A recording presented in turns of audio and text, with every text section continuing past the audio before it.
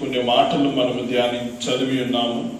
అయితే ఈ మాటలను కొన్ని విషయాలను మనం ధ్యానించిన తర్వాత మనం ఆరాధనలోనికి మనం వెళ్దాం. దేవునికి స్తోత్రం కలుగును గాక. హల్లెలూయా. ఎంతమంది సంతోషంగా ఉన్నారు ఈరోజు? దేవుని యొక్క సన్నిధానంలో ఎంతమంది సంతోషంగా ఉన్నారు? Praise the Lord. హల్లెలూయా. కొంతమంది చేతులు ఎత్తలేకుండా పోతున్నారు. వారికి సంతోషంగా రాబోతుంది. హల్లెలూయా. కాబట్టి దేవుని సన్నిధిలో మనకు ఏమి దొరుకుతుంది? మేలు దొరుకుతుంది. వాక్యం తెలియజేస్తుంది, దేవుని మందిరములో ఒక్క దినము గడుపుట 1000 దినముల కంటే శ్రేష్టం. అలాంటి సన్నిధిలో మనకు సంతోషం లేకపోతే మనకి ఎక్కడ దొరుకుతుంది ఆ సంతోషం? మనకు దొరకాల్సింది ఇక్కడే. దేవుని సన్నిధిలో సంతోషం లేకపోతే మనం ఎక్కడ కూడా సంతోషాన్ని మనం పొందుకోలేము. కాబట్టి ఈరోజు మనము ఒకవేళ దుఃఖముతో వచ్చున్నా, ఒకవేళ చింతతో వచ్చున్నా, ఒకవేళ అనారోగ్యాలతో వచ్చున్నా, ఒకవేళ భారంతో వచ్చున్నా, ఈరోజు ప్రభు విడుదల ఇవ్వబోతూ ఉన్నాడు. ఆమేన్. హల్లెలూయా. ఈ సమయంలో మన కీర్తనలో మనం ఒక భాగాన్ని మనం చదువుకున్నాము. 119వ కీర్తనలో ఆ భాగాన్ని మరోసారి పరిశీలన చేద్దాము. 113వ వచనాన్ని చదువుదాము. ద్విమనస్కులను నేను ద్వేషించుచున్నాను, నీ ధర్మశాస్త్రము నాకు ప్రీతికరము. కొన్ని దినాల నుంచి మనము ఈ కీర్తన మనం ధ్యానిస్తూ ఉన్నాం. ఈ కీర్తనను మనం పరిశీలన చేస్తే ఈ భక్తుడు చెప్తూ ఉంటున్నాడు ఏంటంటే, ద్విమనస్కులను నేను ద్వేషిస్తూ ఉన్నాను. ద్విమనస్కులు అంటే అర్థం ఏంటి? ద్విమనస్కులు అంటే అర్థం ఏంటి? 2 మనస్సులు కలిగిన వారు, 2 మనస్తత్వాలు కలిగిన వారు. వాక్యం తెలియచేస్తుంది ఏంటంటే, వారు సరైన విశ్వాసం కలిగిన వారు కాదు అని. యాకోబు రాసిన పత్రిక 1వ అధ్యాయంలో మనకు ఆ మాట మనకు కనిపిస్తుంది. ఒకసారి పరిశీలన చేయండి. యాకోబు రాసిన పత్రిక 1వ అధ్యాయంలో ఆ భాగాన్ని ఎవరైనా ఒకరు చదువుదామా? అయితే అతడు ఏమాత్రమును సందేహింపక విశ్వాసముతో అడగవలెను. ఎవడైనా సరే సందేహించకుండా విశ్వాసముతో అడగాలి. దేవుడి వాక్యం అంటే సందేహం ఉండకూడదు. ప్రార్థించేటప్పుడు దేవుడు చేస్తాడో చేయడో అనే సందేహం అనేది ఉండకూడదు. దేవుడి యొద్దకు వచ్చేవాడికి సందేహంతో రాకూడదు. అక్కడ రాయబడింది సందేహింపకుండా అతడు దేవుడి దగ్గరికి రావాలా, అడగాల, వినాలా. హల్లెలూయా. అలా సందేహిస్తే సందేశించువాడు చదవండి, గాలి చేత రేపబడి ఎగిరిపడు సముద్ర తరంగములు పోలి ఉంటాడు. అట్టి మనుషుడు ద్విమనస్కుడు. చాలమ్మా. ఎలాంటి మనస్సు కలిగిన వాడంటమా? ద్విమనస్కుడు. ఇక్కడ మనం చదివింది కీర్తనలో మనం చదువుకున్న భాగం ఏంటి? అక్కడ ద్విమనస్కులను నేను ద్వేషించుచున్నాను. ఎవరు ద్విమనస్సు కలిగిన వారు? ఎవరు ద్విమనస్సు కలిగిన వారు? సందేహించువారు. ప్రతిదానికి సందేహం. ఏంటి? దేవుడు ఈ కార్యం చేస్తాడో చేయడం, ఈ మాట నిజమో కాదు, దేవుడు ఈ మాట చెప్పినాడు, దేవుడు మాట్లాడినాడో లేదో. ప్రతిదానికి ఏంటి? అనుమానం. ప్రతిదానికి సందేహమే. ఇలాంటి సందేహము కలిగి ఉంటే, ద్విమనస్సు కలిగి ఉంటే దేవుడు వారిని ఇష్టపడ్డాడు. హల్లెలూయా. వారి జీవితంలో దేవుడు కార్యము చేయడని వాక్యము మన యాకోబు రాసిన పత్రికలోనే రాస్తూ ఉన్నాడు. అయితే ఇక్కడ మరో మాట రాస్తుంటున్నాడు. అయితే ఆ భక్తుడు అంటున్నాడు, నీ ధర్మశాస్త్రము నాకు ప్రీతికరము అంటున్నాడు. నీ ధర్మశాస్త్రం నాకు ప్రీతికరమైనది. అతడికి ఎందుకది ప్రీతికరంగా ఉంది అంటే అతడు దానిని సందేహించడం లేదు, దాన్ని అనుమానించడం లేదు, దాన్ని నమ్ముతున్నాడు అతడు. హల్లెలూయా. ఎంతమంది బైబిల్ గ్రంథాన్ని నమ్ముతుంటున్నారు ఇక్కడ విశ్వాసులుగా ఉన్న వాళ్ళు? హృదయపూర్వకంగా చెప్పాలి, చేతులు ఊరికే ఎత్తకుండా. నేను ప్రతి అక్షరము కూడా నేను నమ్ముతాను. నేను హల్లెలూయా, ప్రతి అక్షరాన్ని నేను నమ్ముతాను. వాక్యమే తెలియచేస్తుంది, ఆకాశము భూమి గతించిన కానీ నా నోటి మాటల్లో సున్నా అయినను పొల్లు అయినను తప్పిపోదు. దేవుని యొక్క వాక్యము అలాంటిది. మనం ఎప్పుడు కూడా దేవుని యొక్క మాటలను మనం సందేహించకూడదు, ఎప్పుడు కూడా మనం అనుమానించకూడదు. ఎప్పుడైతే మనం అనుమానించమో, దాని మీద ఎప్పుడైతే విశ్వాసం కలిగి ఉంటామో అది మనకు ప్రీతికరంగా ఉంటుంది. హల్లెలూయా. మనం చాలాసార్లు మనం చదువుకుంటూ ఉంటాము, కీర్తన 1వ అధ్యాయము 2వ వచనం మనం చూస్తూ ఉంటాం. అక్కడ ఏం రాస్తుంటున్నాడు 2వ వచనములో? యెహోవా ధర్మశాస్త్రమునందు ఆనందించుచు. దేని యందు ఆనందించుచు? ధర్మశాస్త్రం అంటే ఆనందం కలగాల. ఎప్పుడు కలుగుతుంది? అది ప్రీతికరమైనప్పుడు. ఎప్పుడు కలుగుతుంది? అది విశ్వసించినప్పుడు, దాన్ని మనం నమ్మినప్పుడు అది ఏమవుతుంది? ఆనందాన్ని కలిగిస్తుంది. దాన్ని నమ్మినప్పుడు అది ప్రీతికరంగా ఉంటుంది మనకు. దేవునికి స్తోత్రం. దాన్ని నమ్మినప్పుడు అది మనకు మాధుర్యంగా ఉంటుంది, చేదుగా ఉండదు. హల్లెలూయా. ఏగా ఉంటుందమ్మా? అది మాధుర్యంగా ఉంటుంది. అది ఏ మాట అయినా సరే, అది కఠినంగా లేకపోతే గద్దించిన మాట అయినా సరే, అది శిక్షించే మాట అయినా సరే, అది ఏదైనా సరే దాన్ని ప్రీతికరంగా మనం దాన్ని స్వీకరిస్తాం. దాన్ని నమ్మకపోతే ఎలా ఉంటుంది? దాన్ని స్వీకరించగలుగుతామా? స్వీకరించలేదు. ఆ దినాల్లో ఇశ్రాయేలు ప్రజలు దేవుణ్ణి వారు నమ్మలేదు కనుక వారి హృదయాలు కఠినమైనాయంట. వాక్యం తెలియచేస్తుంది, వారు దేవుణ్ణి నమ్మలేకుండా పోయినారట. అనేకమైన కార్యాలు చూసినారు, అద్భుతాలు చూసినారు. ఐగుప్తు దేశంలో అనేకమైన కార్యాలు వాళ్ళు కన్నులారా చూసి కూడా వారు దేవుణ్ణి వాళ్ళు నమ్మలేదు. చూడండి, హెబ్రీయులకు రాసిన పత్రికలో రాయబడి ఉంటున్నది. హెబ్రీయులకు రాసిన పత్రికలో మనకు బాగా పరిచయమైన మాట చూద్దాము. హెబ్రీయులకు రాసిన పత్రిక ఆ భాగాన్ని పరిశీలించేద్దాం. 3వ అధ్యాయము ఆఖరి వచనం చదువుదామా? ఆఖరి వచనం. అవిశ్వాసము చేతనే వారు ప్రవేశింపలేకపోయి. వారిలో ఏమి లేదంట? వారికి విశ్వాసం లేదు. వాళ్ళు దేవుని ప్రజలుగా పిలువబడుతున్నారు, దేవుని ప్రజలుగా పిలువబడుతుంటున్నారు, కానీ వారికి ఏమి లేదు? విశ్వాసం లేదు. దాని 12వ వచనాన్ని కూడా పరిశీలించేయండి. సహోదరులారా, జీవము గల దేవుణ్ణి విడిచిపోవునట్టి విశ్వాసము లేని దుష్ట హృదయము మీలో ఎవరి యందైనా ఒకవేళ ఉండునేమో అని జాగ్రత్తగా చూచుకొనుడి. వారికి ఏమి లేదంటమా? విశ్వాసము లేని దుష్ట హృదయం అంటే వాళ్ళకి విశ్వాసం లేదు, నమ్మకం లేదు. మందిరానికి వస్తుంటారు, ప్రార్థన చేస్తున్నా ప్రార్థన మీద నమ్మకం లేదు. దేవుడు చేస్తాడో చేయడు. వాక్యం వింటూ ఉన్నా కూడా వాక్యం మీద నమ్మకం లేదు. ఇది దేవుడు నాతో మాట్లాడుతున్నాడో లేదో, ఇది నిజమా కాదా అని నమ్మకం ఉండదు, విశ్వాసం ఉండదు. కానీ వాక్యం ఇక్కడ ఏం చెప్తుందో తెలుసా? ఆనాటి ప్రజల్లో కూడా అలాంటి అవిశ్వాసం అనేది చోటు చేసుకునేదంట. అందుకని దేవుడు మాట వినేటప్పుడల్లా కూడా వాళ్ళని గద్దించిన, దేవుడు మాట్లాడుతున్న వారి హృదయం ఏమైందంటే కఠినమైపోయింది. ఏమైపోయిందమ్మా? కఠినం. వాళ్ళు విశ్వాసం లేకపోవడం వల్ల వాళ్ళ హృదయము ఏంగా మారిందో తెలుసా? కఠినంగా లోబడని స్థితికి వచ్చేసింది. లోబడని స్థితి. చూడండి, ఏదైనా మనం నమ్మితేనే ఏదైనా చేస్తాం. నమ్మకపోతే చేస్తామా? నమ్మకపోతే చేస్తామా? చెయ్యి. యేసుక్రీస్తు ప్రభువారు మరణించి సమాధి చేయబడి తిరిగి లేచిన తర్వాత యేసు ప్రభువారు పలుమార్లు శిష్యులు కనిపించినప్పుడు శిష్యులు కొంతమంది విశ్వసించినారు, కొంతమంది కఠినంగా అంటే యేసు ప్రభువుని నమ్మలేకుండా పోయినారు. ఎందుకంటే చనిపోయిన వాళ్ళు లేయడం ఏంటి?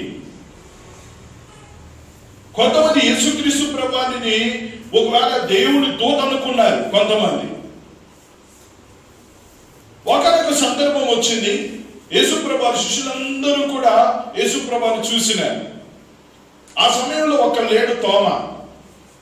ఆ తోమ లేకుండా ఉన్నాడు. అటు తర్వాత వస్తే మేము యేసు ప్రభువుని చూసినామని మిగతా శిష్యులందరూ కూడా తోమాకి తెలియజేసినారు. అయ్యా తోమా, నువ్వు మంచి టైంలో లేకుండా పోతివి, యేసు ప్రభువుని మేము ఈరోజు చూసినాము, యేసు ప్రభువు వచ్చినాడు, మాతో మాట్లాడినాడని చెప్పినారు. అప్పుడు అతడు ఏం చేసినాడు తెలుసా? యేసుక్రీస్తు ప్రభువుని చూసినారా? కనులారా చూసినారా? కనీసం యేసు ప్రభువు కాళ్ళు ఎట్టున్నాయి చూసినారా? యేసు ప్రభువు చేతులు ఎట్టున్నాయి చూసినారా? గాయాల్లో చేయి పెట్టి చూసినారా? ఎందుకది శరీరమా కాదా, లేకపోతే మనిషా కాదా మీరు పరీక్షించినారా? మీరు గుడ్డిగా చూసి చెప్పింది ఇనియేసి నాతో చెప్తుంటున్నారే అన్నప్పుడు ఈయనకు అవును కదా, ఈయనకుండే జ్ఞానం నాకు లేకపోయానే అనుకున్నారు. ఎవరికుండే జ్ఞానం? ఈ తోమాకుండే జ్ఞానం మాకు లేకుండా పోయినే. చూడండి ఎలా ఉందో చూడండి. ఈయనకి ఏం నమ్మకం ఉంది? యేసు ప్రభువు ముందే చెప్పినాడు. ఏం చెప్పినాడు? నేను మరణిస్తాను, సమాధి చేయబడతాను, మళ్ళా తిరిగి లేస్తానురా నాయనా అని చెబితే దీన్ని ఇతను నమ్మినాడా నమ్మలేదా? నమ్మినాడా నమ్మలేదా? చెప్పాలమ్మా. నమ్మినోడైతే ఈ మాట మాట్లాడతాడా?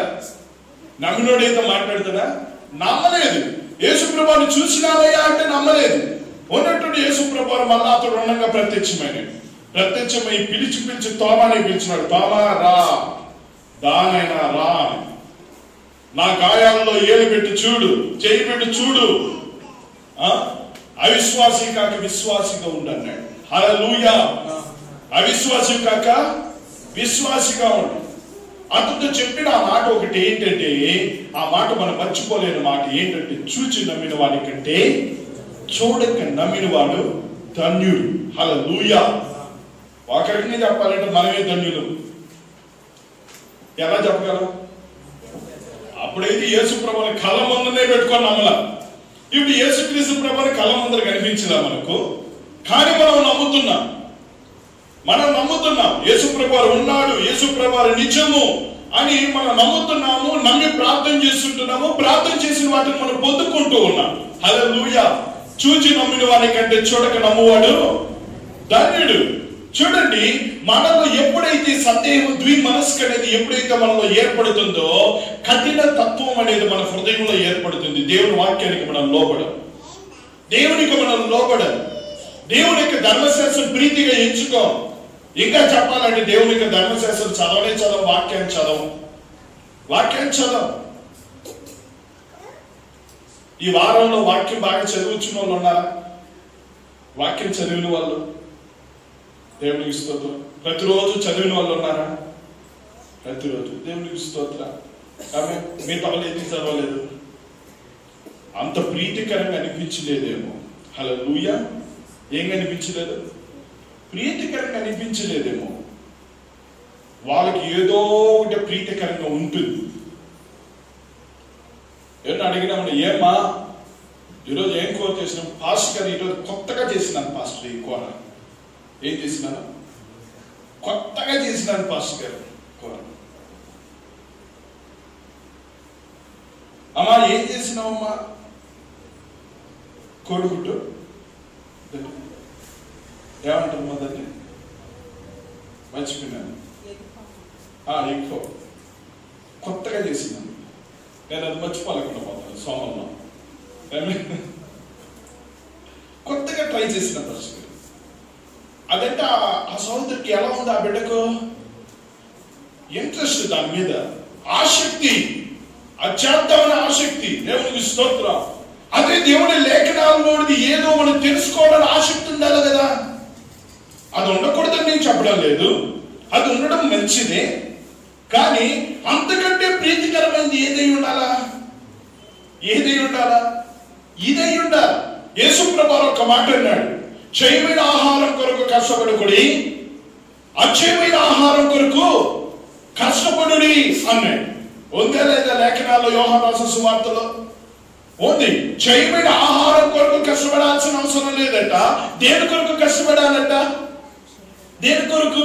అక్షయమైన ఆహారం కొరకు కష్టపడాలంట. అవును, దేవునికి స్తోత్రం. ఈ క్షయమైన ఆహారము మనం ఎంత తిన్నా, ఎంత కాలం ఉన్నా, ఒక రోజు మనం ఎక్కడికి వెళ్ళిపోవాల్సిందే? మనని తిరిగి మళ్ళా భూమికి చేరిపోవాల్సిందే. అయితే ఆత్మ లాంటిది కాదు కదా, ఆత్మ లాంటిది కాదు కదా, వాక్యం లాంటిది కాదు కదా. ఆత్మ ఎల్లప్పుడూ జీవిస్తుంది. అది అక్షయమైనది. దృశ్యమైనది అనిత్యములు, అదృశ్యమైనది నిత్యములు. దేవుని స్తోత్రం. దృశ్యమైనది అనిత్యములు, ఇది అనిత్యం. అదృశ్యమైనది నిత్యం. నిత్యము ఉండే ఆత్మక ఆహారమే ఈ రోజు మనం తింటున్న ఆహారం. హల్లెలూయా. ఏం ఆహారం? నీ ధర్మశాస్త్రము నాకు ఆనందం, నీ ధర్మశాస్త్రం నాకు ప్రీతికరం. దేవునికి స్తోత్రం. కాబట్టి వాక్యం మీద అంత శ్రద్ధ కలిగిన వారంగా ఉండాలి. గత వారంలో కూడా మనం ఒక మాటను మనం చదువుకొని ఉన్నాం. ఆ వాక్యమును 105వ వచనం చూడండి. 105వ వచనం. నీ వాక్యము నా పాదములకు దీపము, నా త్రోవకు వెలుగునై ఉన్నది. నీ వాక్యం ఏమై ఉన్నదంటమ్మా? నా పాదములకు దీపమై ఉన్నది, నా త్రోవకు వెలుగై ఉన్నది. ఆ వాక్యం లేకపోతే మనము అంధులతో సమానం, గుడ్డి వారితో సమానం, మన చీకటిలో ఉన్న వారితో సమానం. అది ఇక్కడ మరో మాట అంటున్నాడు 114వ వచనములో. చదువుదాం ఆ భాగాన్ని. నాకు మరుగు చోటు నా కేడము నీవే, నేను నీ వాక్యం మీద ఏం పెట్టుకొని ఉన్నాను? ఆశ పెట్టుకొని ఉన్నాను. హల్లెలూయా. ఏం పెట్టుకొని ఉన్నాడంటమ్మా? నా ఆశ ఏంటి? నా ఆశ ఏంటి? ఇక్కడ కూడి ఉన్న మనందరి ఆశ ఏంటి? ఏమి ఆశించి ఈ స్థలానికి వచ్చినాను చెప్పండి. ఏం ఆశించి ఈ స్థలానికి వచ్చినా? ఏం ఆశించి? దేవుని యొక్క వాక్యమును ఆశించి, ప్రభు ఈ రోజు నాతో ఏం మాట్లాడతాడు? హల్లెలూయా. దేవుడు నాతో ఏం మాట్లాడతాడు ఈరోజు అని ఆశతో మనం ఎక్కడికి వచ్చినాము? ప్రభు సన్నిధికి మనం వచ్చిన. దేవునికి స్తోత్రం. కానీ మనం ఎవరైతే ఆశించి ప్రభు సన్నిధిలో అడుగుపెట్టిన ఆశ కలిగిన ప్రాణాలతో దేవుడు తప్పకుండా మాట్లాడాడు. హల్లెలూయా. ఏం చేశాడమ్మా? తప్పకుండా మాట్లాడతాడు. కొంతమంది గృహ కొడుకులు పెట్టుకున్నప్పుడు నేను అప్పుడప్పుడు ఆలోచన చేస్తూ ఉంటాను.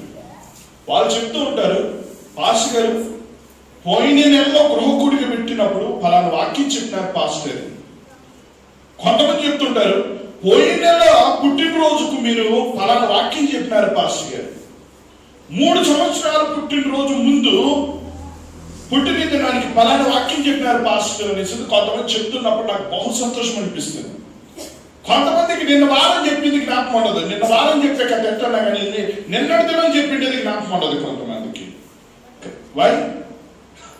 కారణం ఏంటి? వాళ్ళకి అంత ఆశ ఉంది. దేని మీద? దేని మీదమ్మా? వాక్యం మీద అంత ఆశ ఉంది కాబట్టి వాళ్ళకి జ్ఞాపకం లేదు. ఏమే ఆశ ఉంటే ఆ వాక్యము వారిలో నిలుస్తుంది. ఆ వాక్యము ఎప్పుడైనా కూడా దాని గురించి చెప్పగలరు. చాలా కాలం క్రితము పులివెందుల ప్రాంతంలో, వేంపల్లి అనే ప్రాంతంలో వాక్య పరిచయం చేసిన ఒక సంఘంలో. సరే వాక్యం చెప్పిన తర్వాత వచ్చేసినాను.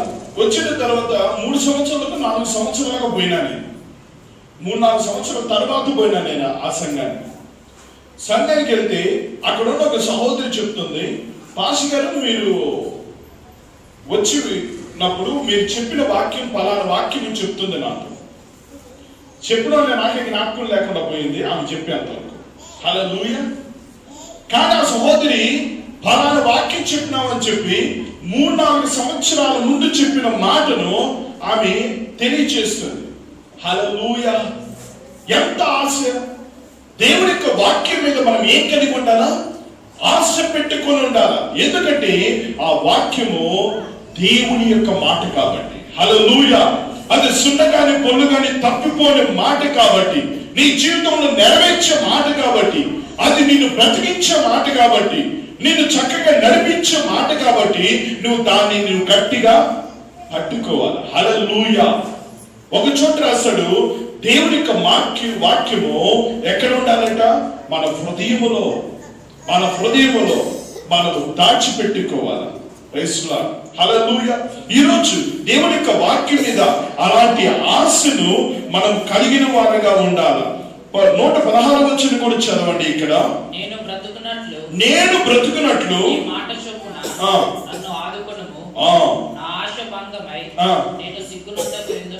ఆమేన్. మన ఆశ భంగమై సిగ్గునందం మనం. కారణం ఏంటి? ఆయన అంటున్నాడు, నేను బ్రతుకున్నట్టు నీ మాట చొప్పున నన్ను ఆదుకుని. దేవుడి యొక్క మాట మనల్ని ఏం చేస్తుందో తెలుసా? ఆదుకుంటుంది. శ్రమలో, నిందల్లో, అవమానాల్లో, సిగ్గుపడే సమయాలు వచ్చే పరిస్థితుల్లో కూడా దేవుడి మాట మనల్ని ఏం చేస్తుందమ్మా? మనల్ని ఆదుకుంటుంది, ఆదరిస్తుంది, మనల్ని బలపరుస్తుంది. అలాంటి మాటను దేవుడు మనకు ఇచ్చి ఉన్నాడు. హల్లెలూయా. కొన్ని సందర్భాల్లో మనం ఉండే పరిస్థితికి ప్రభువు మాట్లాడేదానికి ఏమాత్రం కూడా ఎలా ఉండదు తెలిసిన పొంతనే ఉండదు. మనం ఉండే పరిస్థితి ప్రభువు మాట్లాడేదానికి పొంతనే ఉండదు. ఒకసారి నేను చాలా దుఃఖంలో ఉన్నాను. చాలా దుఃఖంలో ఉన్నాను. దుఃఖంలో ఉంటే ఆ రోజు నేను ఒక వాక్యాన్ని, గోడ మీద ఉంటున్న ఒక వాక్యాన్ని చదివినాను. ఆ వాక్యం ఏంటంటే, నేను నీ కన్నీటిని నేను చూసి ఉన్నాను అని దేవుడు నాతో మాట్లాడినాడు. సరే, నీ కన్నీటి చూసి ఉన్నాను, నేను నిన్ను ఆదరిస్తాననేమో వాక్యం ఉంది అక్కడ. అమ్మా, నీవు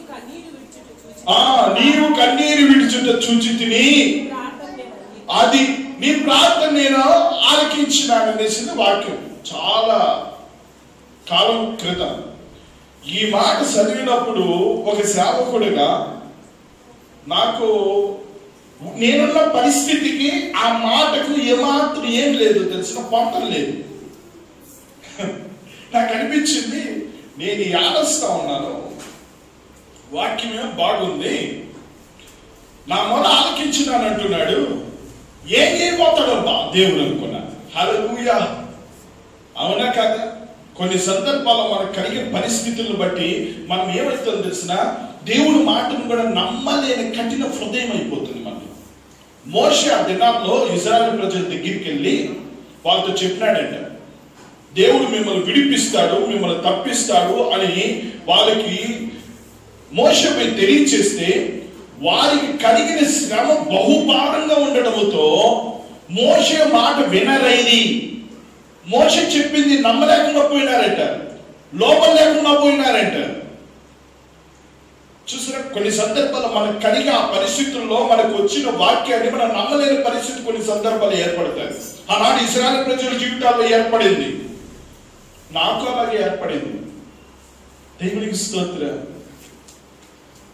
5 నిమిషాలు కాకుండా నా వాక్యం నెరవేర్పులోనికి వచ్చింది నా జీవితంలో. కొట్టలే చప్పట్లు. హల్లెలూయా.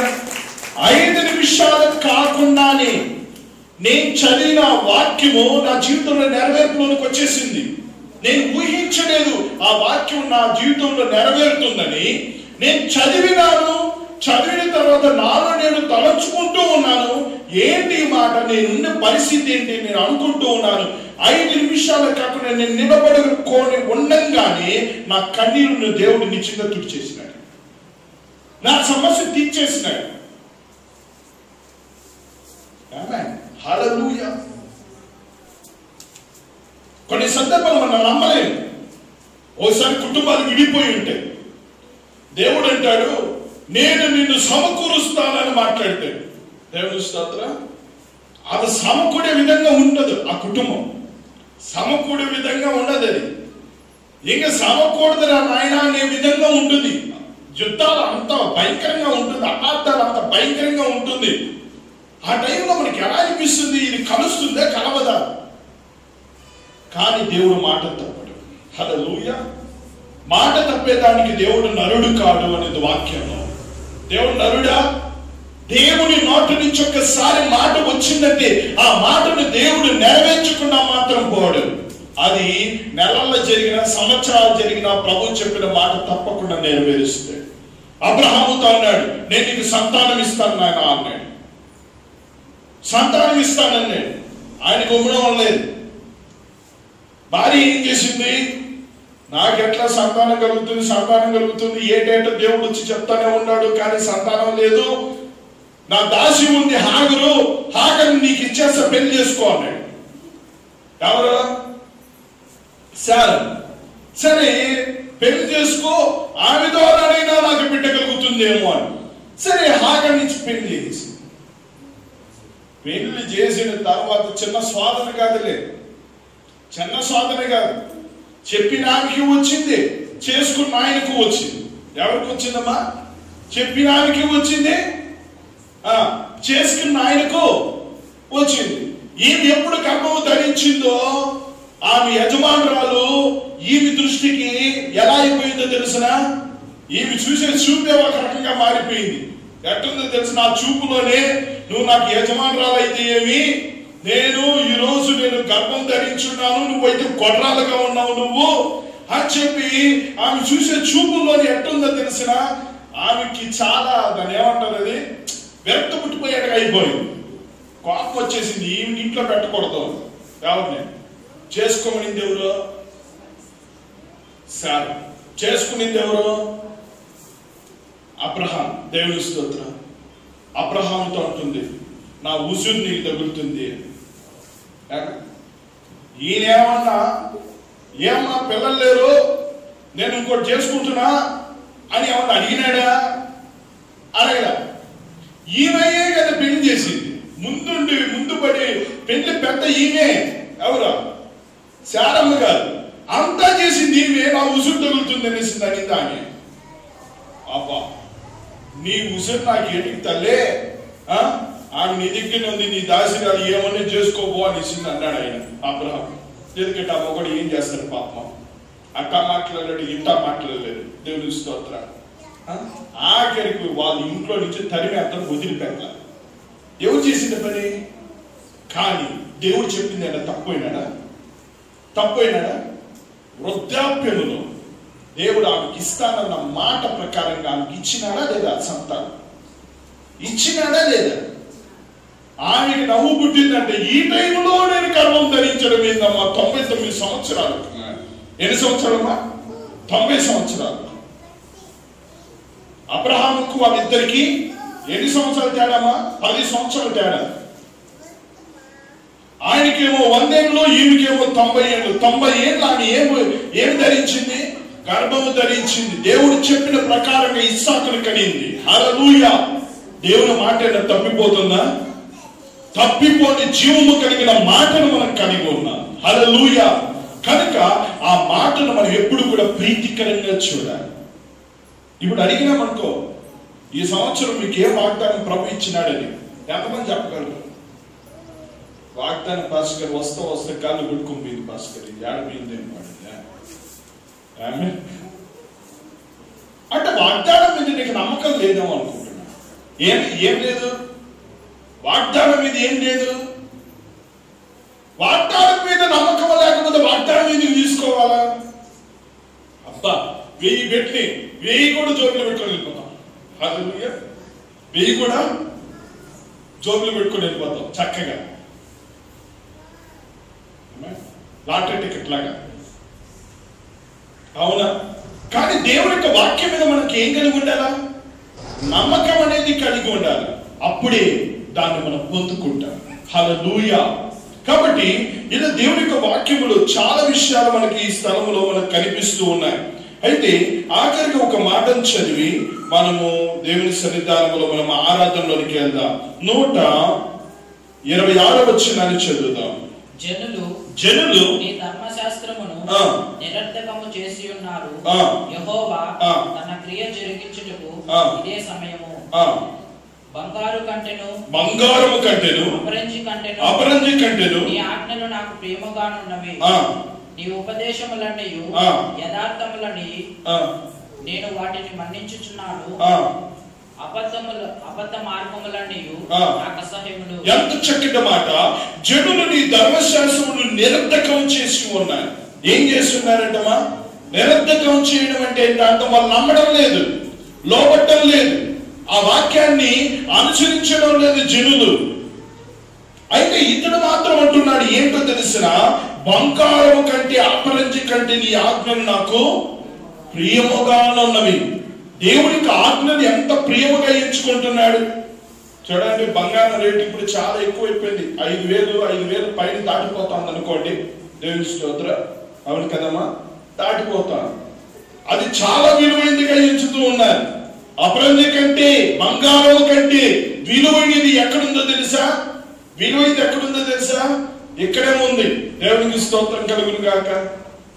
ఎవడన్నా బైబిల్ కొనుక్కోవడానికి ఫ్రీగా ఎవరిని ఇస్తారు? పాస్టర్ బైబిల్ అని ఫ్రీగా దొరుకుతుందా?